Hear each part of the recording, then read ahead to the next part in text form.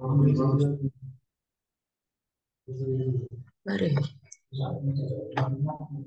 mari rekam.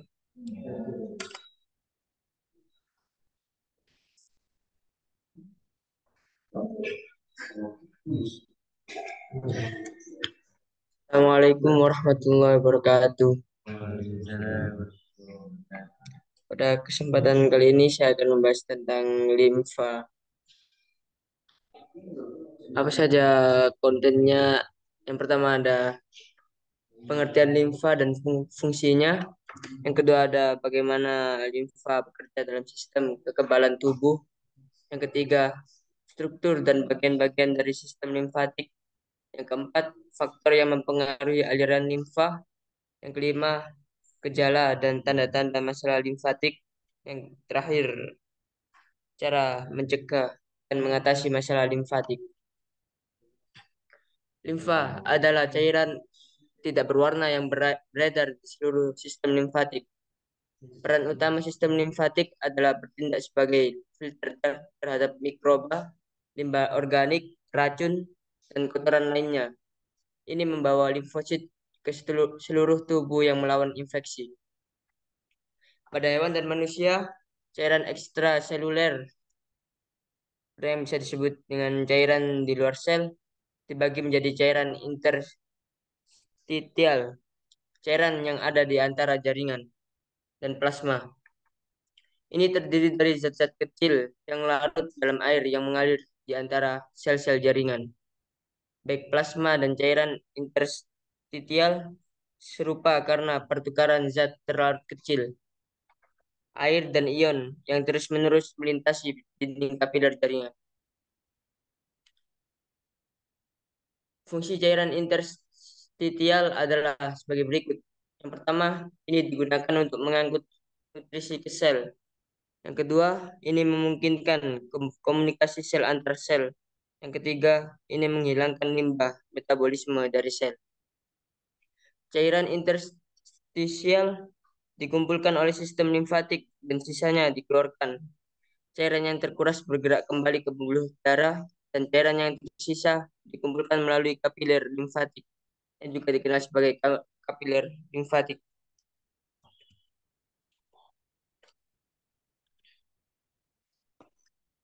Bagaimana limfa bekerja dalam sistem kekebalan tubuh?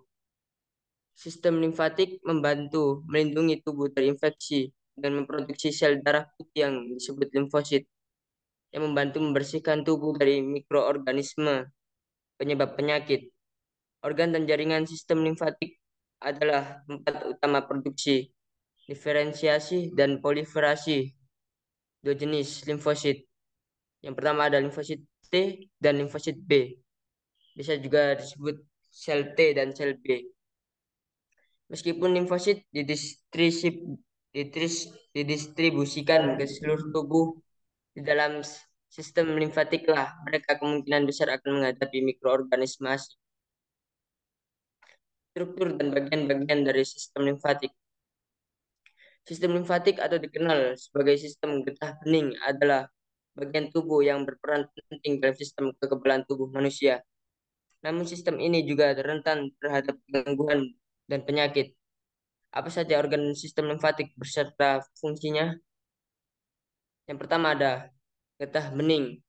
Getah bening atau cairan limfatik adalah cairan ekstra yang mengalir dari sel dan jaringan. Akan tetapi tidak terserap kembali ke dalam kapiler. Cairan ini juga berfungsi untuk mengangkut sel darah putih yang juga bisa disebut dengan limfosit yang bekerja melawan infeksi. Yang kedua, ada kelenjar getah bening. Kelenjar getah bening adalah kelenjar yang memantau dan membersihkan getah bening saat menyaringnya. Kelenjar ini menyaring sel-sel rusak serta sel kanker. Beberapa lokasi kelenjar getah bening adalah di area ketiak, selangkangan, dan juga leher. Kelenjar ini pun terhubung dengan area lainnya melalui pembuluh limfatik. Yang ketiga ada pembuluh limfatik. Ini adalah jaringan kapiler dan jaringan tabung besar yang berada di seluruh tubuh. Organ limfatik ini berperan untuk mengangkut getah bening dari jaringan. Pembuluh limfatik bekerja di bawah tekanan yang sangat rendah. Ada pula serangkaian katup untuk menjaga agar cairan tetap bergerak satu arah. Yang keempat ada limpa. Limpa adalah organ terbesar dalam sistem limfatik, berada di sisi kiri bawah tulang rusuk atau berada di atas perut. Fungsinya adalah untuk menyaring dan menyimpan darah. Selain itu, limpa juga berfungsi menghasilkan sel darah putih untuk melawan infeksi atau penyakit. Yang keempat ada timus. Kelenjar timus sebagai bagian dari organ sistem limfatik dan kelenjar endokrin. Letaknya berada di belakang tulang dada. Fungsinya adalah untuk mematangkan jenis sel darah putih tertentu sehingga melawan organisme asing. Selain itu, kelenjar timus juga sudah mulai mengembangkan sistem kekebalan tubuh dari sebelum lahir hingga masa perkembangan anak. Yang keenam, ada sumsum tulang belakang. Sumsum tulang belakang adalah jaringan lunak yang kenyal. Letaknya berada di tengah tulang tertentu. Sebagai contoh, tulang pinggul dan tulang dada. Sebenarnya, sumsum tulang belakang bukanlah jaringan limfatik, akan tetapi bisa dianggap menjadi bagian sistem limfatik karena disinilah limfosit sel B dari sistem kekebalan menjadi matang. Yang terakhir ada tonsil. Tonsil atau amandel adalah bagian dari organ sistem limfatik yang berukuran kecil dan terletak di belakang tenggorokan sebagai salah satu pertahanan tubuh. Fungsi fungsi tonsil yang utama adalah memerangi infeksi.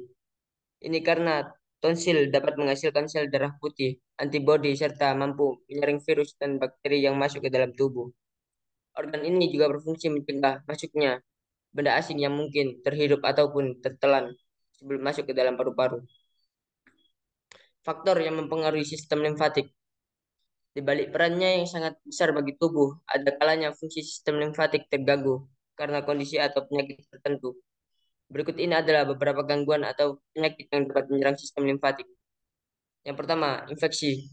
Infeksi yang diakibatkan oleh virus, bakteri, jamur, dan parasit dapat memicu perlawanan dari sistem kekebalan tubuh, termasuk kelenjar getah bening. Kondisi ini menyebabkan peradangan kelenjar getah bening atau limfadenitis. Gejala yang muncul akibat limfadenitis bervariasi, tergantung penyebab dan lokasi terjadinya infeksi. Ketika terjadi infeksi, kelenjar getah bening biasanya akan mengalami pembekakan. Yang kedua, kanker.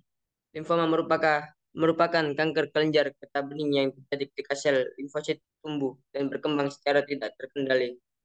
Kanker pada sistem limfatik bisa membuat sel-sel limfosit tidak berfungsi dengan baik dan mengganggu kelancaran aliran cairan getah bening pada pembuluh dan kelenjar limfatik.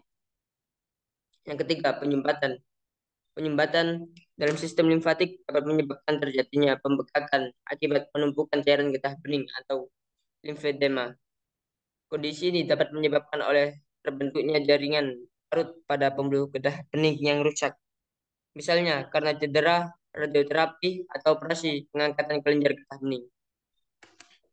Penyumbatan saluran limfatik juga dapat disebabkan oleh infeksi cacing, misalnya pada penyakit filariasis. Yang keempat, ada penyakit autoimun. Selain berbagai penyakit di atas, sistem limfatik juga bisa terganggu akibat penyakit autoimun. Contohnya adalah autoimun lipoproliferatif syndrome.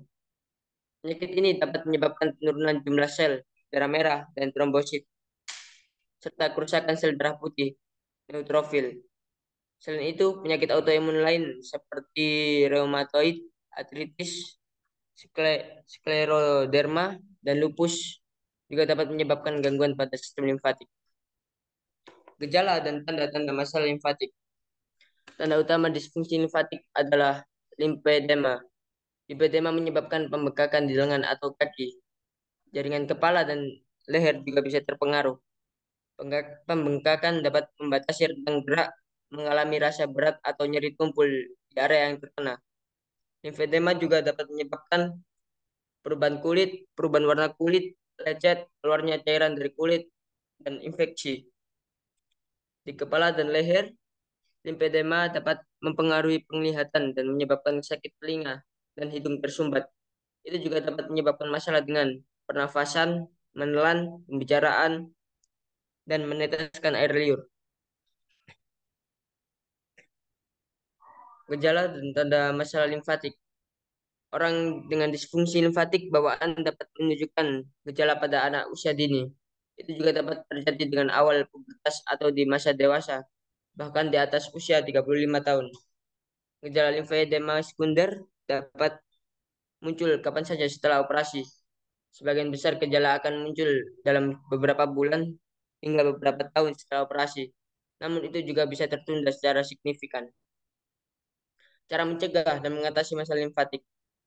Orang yang berisiko mengalami kondisi ini disarankan untuk melakukan langkah pencegahan. Ada berbagai cara yang bisa dilakukan untuk mencegah limfedema, di antaranya yang pertama menghindari luka atau infeksi pada lengan dan tungkai. Hal ini bisa dilakukan dengan menghindari benda tajam agar tidak melukai bagian tubuh. Selain itu juga memiliki luka pas Selain itu, jika memiliki luka pastikan untuk menutupnya dengan kain sehingga terhindar dari risiko infeksi. Yang kedua, jika tengah mengalami luka atau berada pada masa pemulihan, pastikan untuk mengistirahatkan kaki atau lengan dengan baik. Kamu bisa melakukannya dengan menaikkan kaki atau lengan melebihi posisi jantung dengan memanfaatkan alas handuk atau bantal yang lembut.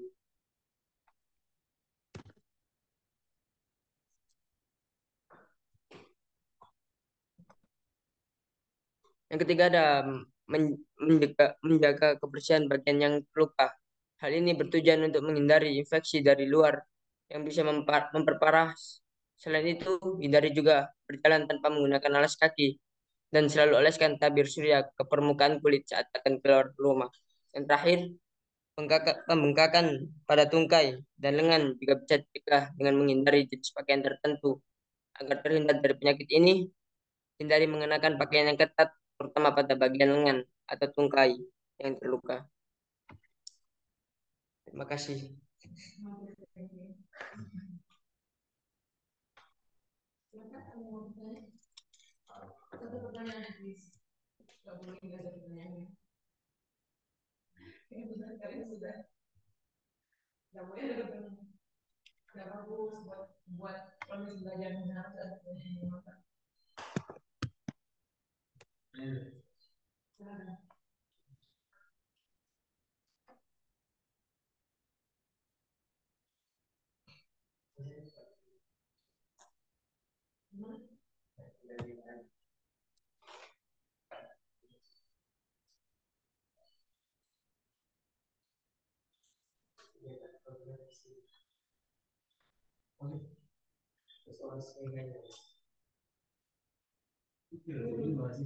Oh,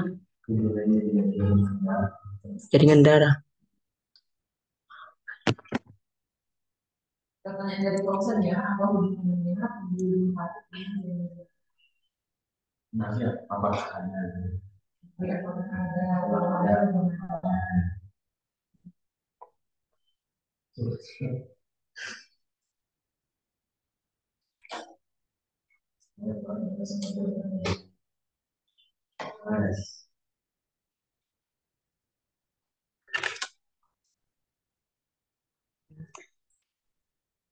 Ada.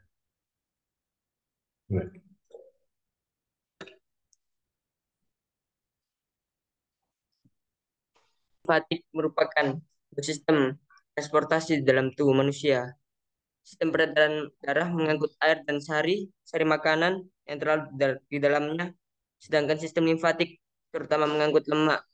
Kedua sistem ini bertemu di pembuluh darah besar yaitu vena cava. Kava ya, kava. Eh, salah ya. Oke. Caca kesana.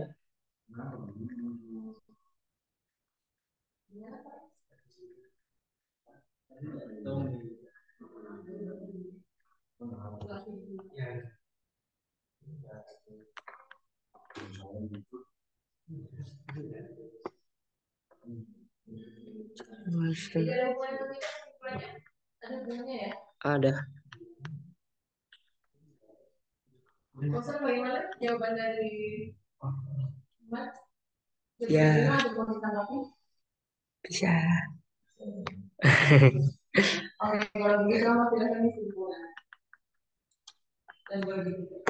Oh, gimana?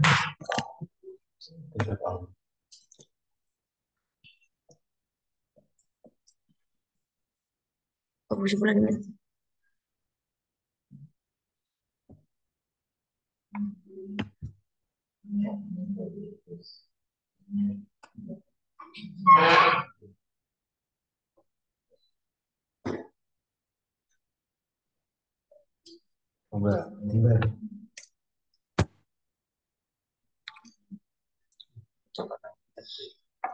Mulailah hidup sehat demi kesadaran. Iya. Kasih kali orang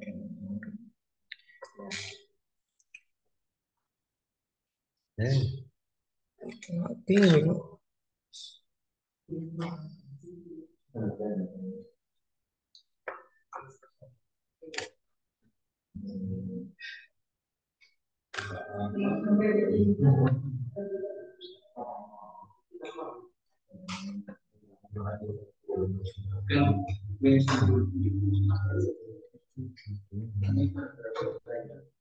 Ya bisa. Ya, sebulan. curta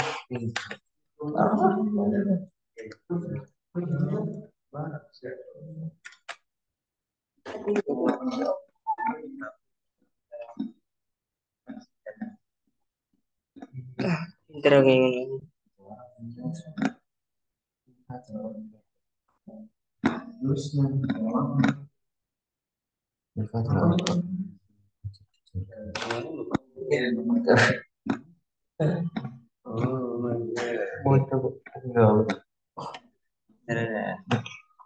Ben kreatif Gak salah ya.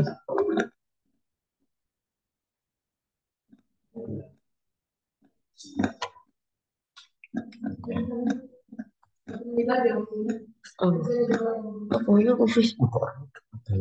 ayo beri kocekin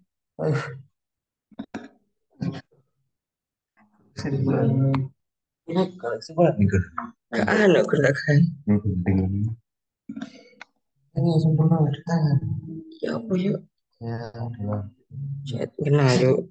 Ini ya Pak Arno kesimpulannya yaitu sistem limfatik adalah suatu sistem sirkulasi sekunder yang berfungsi mengalirkan limfa atau guna bening, getah bening di dalam tubuh, terutama antar kelenjar limfa yang yang patut untuk apa selalu dijaga. Sekian dari saya. Bila taufiq wal hidayah. Wassalamualaikum warahmatullahi wabarakatuh.